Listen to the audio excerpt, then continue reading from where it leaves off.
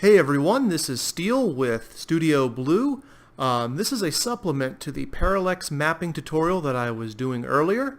I've since had a chance to sit down and really experiment with how to do dirt really well on these large parallax maps, and I found a solution that is quick, easy, and doesn't require a whole lot of artistic ability because the Photoshop does the work for you. Now this is in Photoshop only, so if you're using GIMP, I'm not 100% sure how this would translate over. I'm sure you can find what you need in GIMP. I just don't know exactly where to find it because I'm not familiar with that piece of software. So anyway, what you want to do when you're ready to do dirt is make sure you have your dirt layer. Come over here and select the stamp tool like we did, and then come up here to where we have brushes, brush presets. You want to click on the brush preset, and you want to select this one right here. It's called Scattered Leaves. Make sure it's selected. Make sure your dirt layer is selected. And then just start building. And as you can see, stuff is going all over the place. And where you want the dirt to be heavier, you can move it around a little bit more. You don't have to be too artistic because we're going to go ahead and do some cutting later on, but just go ahead and follow your critical path or just cover your ground as you see fit. Yep, coming up real quick here. There we go. See, this is something that when I was doing it manually, like in the Parallax mapping live stream earlier, this would take a significant amount of time. Now it's taking a lot less time. Look at that, it's just filling up. I'll make this area real dirty. Make this area real dirty too. There we go. Go a little bit more here. A little bit here.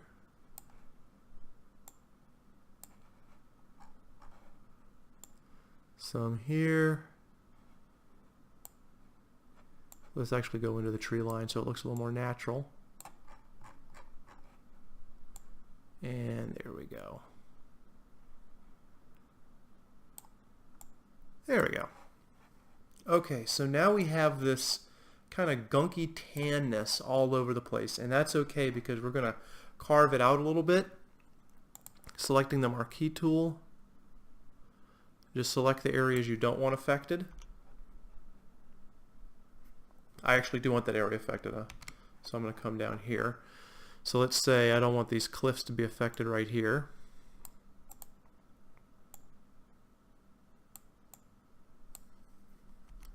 And just kind of delete.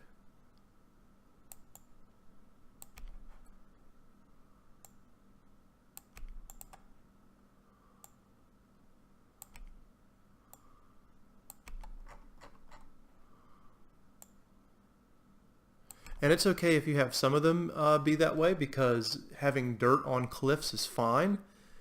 You just decide where you do and do not want the dirt, and any place you don't want the dirt, go ahead. I'm going to go ahead and keep the dirt here in these places because it's going to make it look even more natural. But I tell you where I don't want the dirt. I don't want the dirt on my water. So I'm going to go ahead and remove the dirt from my water.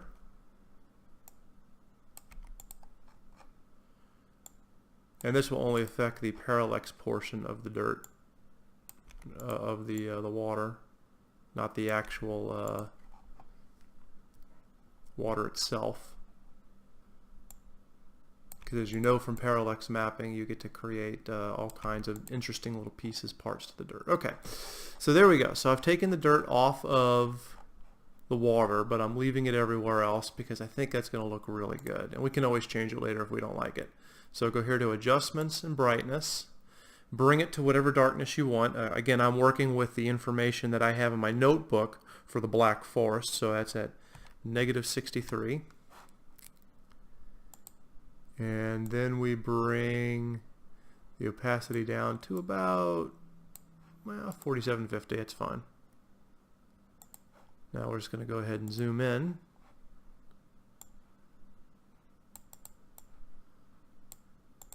Go to the opening. There we go. And as you can see, the dirt looks a lot more natural now. It actually looks like there's dirt on the ground. Now you can add as much or as little as you want. You can see the areas that are real dirty, it's quite visible. And you can see some areas where it's a lot of green. But the point is that the dirt is breaking up the green. So you don't have all this green everywhere and it looks completely unnatural and artificial, but at the same time, you're not having to take a brush, a specific thick brush right here and paint in like we were doing earlier and it just not look good, because that didn't work.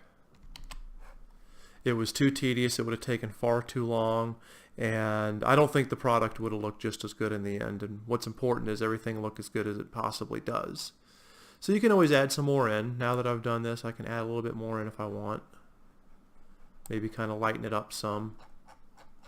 And this time I'll be a little bit more exacting with the brush, with the stamp tool.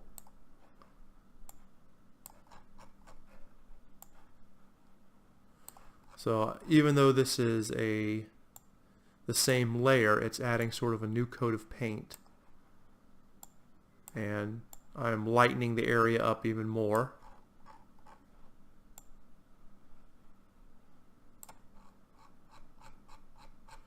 But because of the way the blending goes, and because of the way my layers are set, it's going to look quite natural.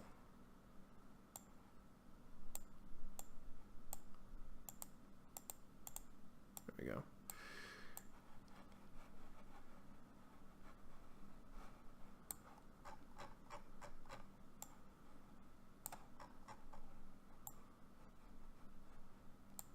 So we're going to go ahead and remove it off of this cliff because now it looks a little fake.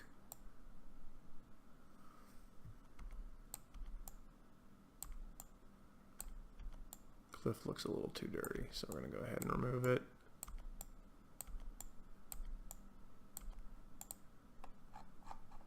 And we're going to make sure it's removed off my water.